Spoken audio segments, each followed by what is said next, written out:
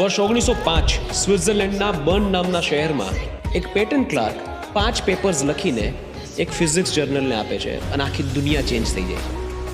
એ ક્લાર્કનું નામ છે Albert Einstein.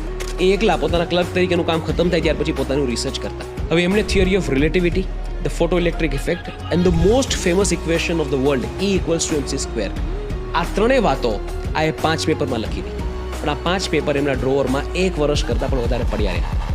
એમણે એમના ફ્રેન્ડને લેટર લખેલો કે ભાઈ મેં મારા સાથે કંઈ ઇન્વેન્શન કર્યું છે, મેં લખ્યું છે, but I am not confident enough. મને નથી લાગતું કે હું સાચો છું. ન્યૂટન કરતાં હું વધારે સ્માર્ટ કેવી રીતે હોઈ શકું? કદાચ હું ક્યાંક ખોટો છું, એટલા માટે હું આ સબમિટ નથી કરતો and I am giving up. આ એમને લેટર લખેલો છે.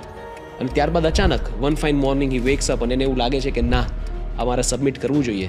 અને જે થોડું ઘણું બાકી કામ હતું એ બીજા 2 મહિનામાં પતાવીને એક સાથે 5 પેપર સબમિટ કરે છે. And the world shifts overnight. E=mc², the most powerful work in physics in 20th century was sitting in the drawer for more than a year.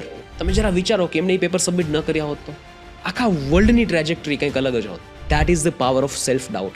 જ્યારે તમારા મનમાં એક ડાઉટ ઘર કરી જાય છે ને તમારા પોતાના માટે, ત્યારે તમે કેટલી મોટી ઓપોર્ચ્યુનિટીઝનો ત્યાગ કરી દો છો, છોડી દો છો, સામે જોતા પણ નથી. હું તમને આઈડિયા જ નથી, કોઈ ખ્યાલ જ નથી. અને લેટરમાં આઇન્સ્ટાઈને લખ્યું છે કે it's not that I am so smart, I just stayed with my problem longer. Easy ભાષામાં સમજાવું, આઇન્સ્ટાઈન એવું કહેવા માંગે છે કે એવું નથી કે હું સ્માર્ટ નહોતો, એવું નથી કે હું ડમ્બ હતો, હું ખાલી મારા પ્રોબ્લેમ કરતાં, મારા ડાઉટ કરતાં વધારે સ્ટ્રોંગ થઈ શક્યો. એટલા માટે હું આ પેપર સબમિટ કરી શકું ને એટલા માટે આજે દુનિયા ચેન્જ થઈ. That is what all of us need to do.